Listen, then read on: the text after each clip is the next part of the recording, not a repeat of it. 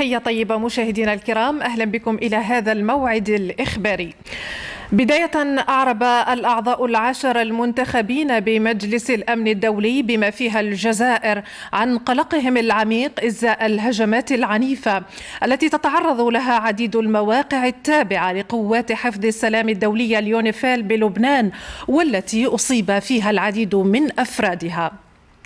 كما دعوا إلى تطبيق قرار مجلس الأمن الدولي رقم 1701 القاضي باحترام القانون الدولي الإنساني والوقف الفوري لإطلاق النار حتى يتسنى لقوات اليونيفيل القيام بالمهام المنوطة بها في حفظ السلم في المنطقة.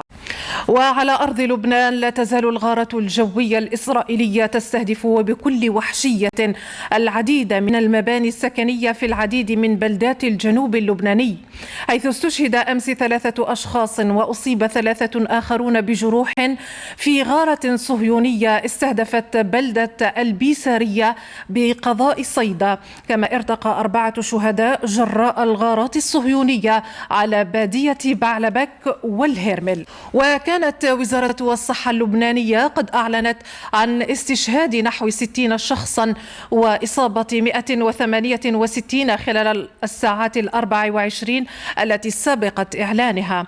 من جانبها أطلقت المقاومة أمس عشرات الصواريخ التي سقطت داخل نطاق الأراضي الفلسطينية المحتلة، كما أطلقت مسيرتين سقطتا وسط تل أبيب. يحدث هذا في وقت دعا فيه رئيس حكومة تصريف الأعمال نجيب ميقاتي مجلس الأمن الدولي لاتخاذ قرار فوري لوقف العدوان الصهيوني على لبنان. وبالأراضي الفلسطينية المحتلة يواصل الاحتلال الصهيوني عدوانه الهمجي على الأبرياء العزل، حيث أحصت المصادر الطبية 19 شهيدا ارتقوا الساعات القليلة الماضية في غارات صهيونية استهدفت عدة مناطق بالقطاع. وبمدينة غزة ارتقى فجر اليوم 3 شهداء وأصيب 12 جريحا في قصف لمبنى سكني بحي التفاح، وهذا بموازاة استشهاد 3 آخرين في قصف منزل بحي الصبرة جنوبي المدينة.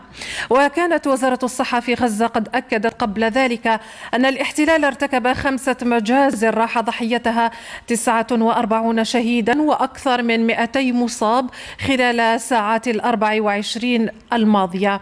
هذا وحذر برنامج الغذاء العالمي من الأثر الكارثي للعمليات العسكرية الصهيونية شمال القطاع على الأمن الغذائي لآلاف الأسر الفلسطينية، خاصة بعد انقطاع خطوط المساعدات نحو الشمال.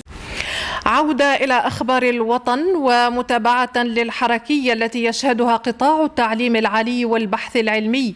طفرة نوعية في ميدان المرافق البيداغوجية والبحثية بسقراس من خلال استلامها هياكل جديدة تضم 8000 مقعد بيداغوجي تضمن تكوينا نوعيا في تخصصات مستحدثة. محمد زمولي. مرافق جديدة وعصرية استلمتها جامعة محمد شريف مساعدية بولاية سقراس، قطب جامعي قوامه 8000 مقعد دخل الخدمة بكل مرافقه وتجهيزاته لتتعزز خارطة التعليم العالي والبحث العلمي بهذه التحفة المعمارية. كانت خلال سنوات كثيرة أنهم يبعثوا الطلبة إما للجامعة في عنابة ولا في تبسة وإلخ. كذلك يعني بدأت أنه كاين طلبة أخرين يجوا يقروا عنا احنا من خارج الولاية. تم استقبال حاليا 5000 مقعد بيداغوجي يضم كليتين، ونحن بانتظار في الأيام القادمة استقبال 3000 مقعد بيداغوجي لصالح كلية ثالثة، حيث أنه تم نقل الطلبة والأساتذة من مرفق قديم. القطب الجامعي العصري والجديد سمح بفتح 17 تخصصا جديدا كملحقة الطب والمخابر المتنوعة والنوادي العلمية المتخصصة، إضافة لانفتاح الجامعة على الحياة الاقتصادية. تم تدعيم جامعة محمد شريف مساعدية بقطب جامعي جديد حمل 8000 مقعد بيداغوجي، أكيد ساهم في تحسين ظروف الدراسة، وكذلك الجامعة شهدت نقلة نوعية في تعميم اللغة الإنجليزية خاصة مع مركز مكثف للغات.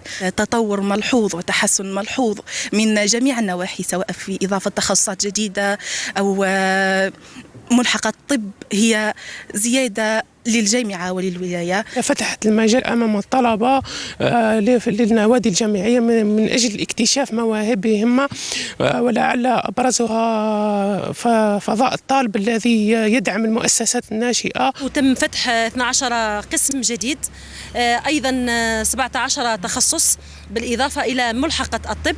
أيضا في الجانب التأطيري منذ العام الماضي إلى هذه السنة استفادت الجامعة من 156 منصب تأطير خاص بالأساتذة طبقا لتوجيهات الوصاية وأيضا توجيهات الجهات العليا للبلاد. أصبحت الجامعة الآن مندمجة بشكل كبير جدا مع محيطها الاقتصادي والاجتماعي. هذا وقد تمت رقمنة الجامعة بشكل كامل، وبفضل منصاتها الرقمية تم دعم مرئيتها على مستوى الفضاء الأزرق. وصناعة السيارات تخصص مستحدث بالمدرسة التقنية متعددة التقنيات موريس أودان بوهران، الذي يواكب من خلاله رؤية الدولة في تجسيد صناعة ميكانيكية حقيقية وبكفاءة وطنية. نوال اسماعيل فراي. صناعة السيارات تخصص جديد يكتسي أهمية كبرى تتدعم به الجامعة الجزائرية في خطوة منها لمواكبة المحيط الاقتصادي للبلاد. فبقسم الهندسة الميكانيكية بالمدرسة الوطنية المتعددة التقنيات موريس أودان بوهران ورشات ومخابر متخصصة تلقن الطلبة أبجديات الصناعة الميكانيكية. على مستوى الورشة غادي تكون عندك الفرصة باش تشوف البارتي الحقيقية من مهنة مهندس، تقدر تمانيبيلي لي ماشين، تعرف لي جارغون سيونتيفيك تاع لي ماشين، ستادير ما تعرف شاك بياس كيفاش تخدم بها، وهذه اللي غادي تصيبها في الاندستري. في المخبر كما راكي تشوف في التجربه هذه هي تجربه من خلالها نتعلموا كيفاش نستخلصوا البنزين من مواد كالنفايات اللي تكون ديما متاحه، كنفايات المنزليه، بقايا الحيوانيه. كما في التجربه هذه نستخدموا الزيت من بقايا شركه تونة. فالجامعة أضحت تشكل أرضية خصبة توفر تكوينا أكاديميا يشرف عليه أساتذة متخصصون يتماشى ومسعى الدولة لتحقيق اقتصاد قوي. على مستوى الورشة الجديدة نحاول تكوين الطلبة وتلقينهم على كيفية تحويل الزيوت المستعملة حيث تحول إلى بنزين، ثم يتم من بعد ذلك تغذية الآلات الحرارية مثل محركات السيارات بهذا البنزين. المدرسة المتعددة التقنيات تواكب الحدث وترافق بالنسبة للشركات من أجل تكوين الإطارات الغد من حيث مجال الشغل ومن حيث توفير يد عاملة كفءة من أجل الاندماج إلى عالم الاقتصاد. هو تحول مدروس ضمن رؤية استراتيجية لتجسيد آفاق مستقبل واعدة لصناعة ميكانيكية محلية حقيقية. دوليا وفي الذكرى 49 للوحدة الوطنية، محطة فارقة في مسار القضية العادلة في كفاح الشعب الصحراوي الذي برهن على تماسكه وقوته في وجه مؤامرات النظام المخزني وتمسكه بحقه في الحرية والاستقلال تحت راية الجبهة الشعبية لتحرير الساقية الحمراء ووادي الذهب جبهة البوليساريو. عمار تواجيد. وحدة وقوة صمود الشعب الصحراوي تعد مكسبا حقيقيا في مسيرة نضاله، والذي تجسد في وحدته الوطنية المجابهة لدسائس نظام المخزن المغربي في ثنيه عن مطالبته بالحرية والاستقلال. وقوي الجبهة وعينها وتحيا الجبهة على رأسها إبراهيم قالي، والصحراويين متضامنين وجسم واحد واليد في اليد، والمقاتلين احنا على نهج الابطال المقاتلين جيش التحرير الشعب الصحراوي. احنا الشعب الصحراوي ايد واحده وجسم واحد، واي صحراوي اتضرر من اي مكروه في اي دوله وفي اي بلد، احنا الصحراويين من وراه في ايد واحده وجسم واحد وروح واحده. هذا المكسب التاريخي كان صخرة صلبة تحطمت عندها كل رهانات نظام المخزن المغربي واطماعه التوسعية. الشعب الصحراوي هذا الشعب العظيم اللي نعت وحدته، نعت صموده، نعت نوع من أشكال المقاومة والتحدي والصمود. نحن جسم واحد وجسد واحد ومتضامنين معاهم ونحن ما له هي نضر منا حد، سياني في الداخل وسياني في العيون وسياني في أي بلد ما جيناه، نحن جسم واحد وجسد واحد. لأن نعتد المجتمع أن نحن الجسم الصحراوي أينما تواجدنا، سواء في الجاليات موريتان، سواء في أوروبا، سواء في أي بلاصة من تواجد هذا الجسم الصحراوي، عنه من يتطلب عنه يجي. لتحل ذكرى الوحدة الوطنية الصحراوية في ظل مكاسب متعددة حققتها القضية الصحراوية تحت رائدة كفاح الشعب الصحراوي الجبهة الشعبية لتحرير الساقية الحمراء ووادي الذهب.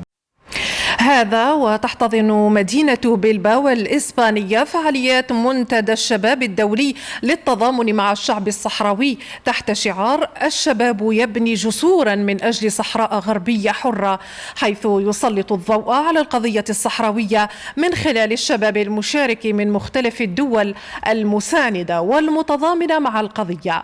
مبعوثة التلفزيون إلى إسبانيا فوزية تاج. منتدى الشباب الدولي للتضامن مع الشعب الصحراوي في طبعته الثالثة اختار مدينة بيلباو بإسبانيا لتجتمع منظمات دولية وهيئات وأحزاب سياسية من 30 دولة مساندة للقضية الصحراوية في ظل ما تعرفه القضية من تطورات على الساحة الدولية. التزام الشعب الباسكي مع الشعب الصحراوي يمتد لسنوات عديدة ويركز على حقوق الإنسان. نحن نسعى إلى إيجاد حلول سلمية، وهذا ما أظهره الشعب الصحراوي في محاولته لاستعادة وطنه وأرضه وشعبه بالعدالة. موقفنا مع الشعب الصحراوي واضح وثابت ضد انتهاكات حقوق الإنسان. نحن كشعب عاش معاناة الدكتاتورية نبحث عن السلم والسلام وتحقيق العدالة. لقد استطعنا بالتنسيق والتعاون أن نزور مخيمات اللاجئين الصحراويين، حيث وقفنا على واقع وعدالة القضية الصحراوية. حضورنا ضروري في هذا الملتقى لأنه يعكس تمسكنا بعدالة القضية الصحراوية ولمد جسور التواصل والتعاون بين شباب الباسك والشباب الصحراوي الذي يناضل من أجل عدالة قضيته. تحت شعار شباب يبني جسورا من أجل صحراء حرة ستناقش محاور مهمة في المنتدى، منها النزاع في الصحراء، حقوق الإنسان في الأراضي المحتلة والانتهاكات الجسيمة التي يمارسها المحتل، ومحور حول استنزاف المحتل لثروات الشعب الصحراوي. هدفنا الرئيسي منه هو رسم شبكة عنكبوتية لتضامن مع الشباب الصحراوي، لأنه مع القضية الصحراوية، لأن هذا تضامن لياتي من الشباب العالمي هو ركيزة أساسية في المجتمعات، وبناء على أن نضمن حركة تضامنية من جميع أنحاء العالم. وهذا واحد من الأهداف الرئيسية. اثنين، الهدف الثاني هو على أنه تعرية المملكة المغربية بأنها على أن الشعب الصحراوي على حق من خلال دراساته في خلال القانون الدولي، وكذلك مولي نهب ثرواته الطبيعية. يأتي منتدى الشباب العالمي للتضامن مع قضية الشعب الصحراوي هنا تزامنا واليوم الوطني لوحدة الشعب الصحراوي، وكذلك قرارات محكمة العدل الأوروبية التي أكدت مرة أخرى بطلان اتفاقيات بين الاتحاد الأوروبي والاحتلال المغربي حول المنتجات الزراعية والصيد البحري، لتؤكد أن السيادة على الثروات هي ملك للشعب الصحراوي فقط. مبعوثة التلفزيون الجزائري إلى بيلباو إسبانيا فوزية تاج. وفي المغرب يواصل نظام المخزن سياسة المماطلة في الاستجابة للمطالب الشعبية. نقف عند جانب من وجه قبيح لنظام فاسد يعتمد السموم والمخدرات موردا أساسيا في اقتصاده المتهالك. ملكة سحقي. بينما تتباهى الأمم بإنجازات عظيمة يخلدها التاريخ تخدم البشرية جمعاء، يطل المخزن المغربي بما يغرق العالم في غياهب التيه بالمخدرات، مفتخراً متباهياً بما تخجل به الدول، بل ويعزز إنتاجه للقنب الهندي بالرفع من مساحة الأراضي بزيادة تصل إلى 9 أضعاف. تقوم مفاهيم الاقتصاد القوي لأي دولة في العالم على أسس ودراسات علمية دقيقة وممنهجة، لكن منطقاً يخالف الأعراف وحتى قوانين الطبيعة، ويطبع لنفسه أسساً جديدة لاقتصاد لخصه في الحشيش والمخدرات. فعائدات التصدير الناتجة عن سوق القنب الهندي ستتراوح بين 4.2 و 6.3 مليار دولار بحلول عام 2028 حسب دراسات أوروبية أجريت خصيصاً حول اقتصاد المخدرات وشبكات الفساد في المغرب. فيما قدرت دراسة أجرتها المبادرة العالمية لمكافحة الجريمة المنظمة أن الإنتاج السنوي للمغرب من الحشيش يفوق 700 طن، أي ما يعادل قيمة 23 مليار دولار. شكل المغرب لسنوات عديدة مصدر إزعاج كبير وتهديد عالمي باستباحة العديد من دول العالم كوجهة لمخدراته يمرر عبرها سمومه التي تفتك بعقول الشباب وصحتهم، كما تعصف باستقرار المناطق المستهدفة والتي تصبح بؤرا للجريمة المنظمة والإرهاب. الشبكة العنكبوتية من رجال المخزن بين مسؤولين من الصف الأول وشخصيات سياسية وأمنية كبيرة، فضلا عن رجال المال والأعمال، هم عرابو تجارة الحشيش في المغرب. حقائق فضحتها تقارير إعلامية فيما يعرف بإسكوبار الصحراء، الفضيحة التي وثقت ضلوع المخزن في إغراق العالم بأطنان المخدرات. أكدت أيضاً أن المخزن فتح الملف بعد أن كشفت الصحافة الدولية حيثيات هذه الفضيحة العابرة للقارات، خاصة أمام وجود مذكرات توقيف دولية. يستخدم المخزن المال الناتج عن تجارة المخدرات في رشوة مؤسسات وسياسيين في أوروبا وإفريقيا وأمريكا اللاتينية لدعم الموقف المغربي من الصحراء ودعم أجندة المغرب في علاقاته الدولية.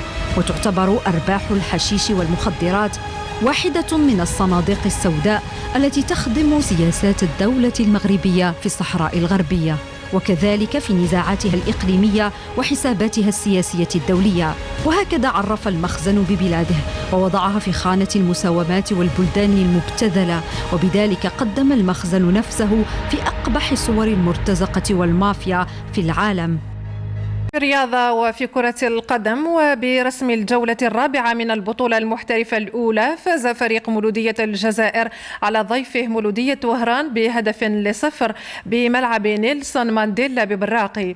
هذا واعتلى أولمبيك أقبو صدارة الترتيب مؤقتا بعد فوزه على مضيفه أتلتيك بارادو ب3 أهداف مقابل هدف واحد، رافعا رصيده إلى 9 نقاط، فيما تفوق نادي شبيبة الساورة على وفاق سطيف ب3 أهداف مقابل هدفين.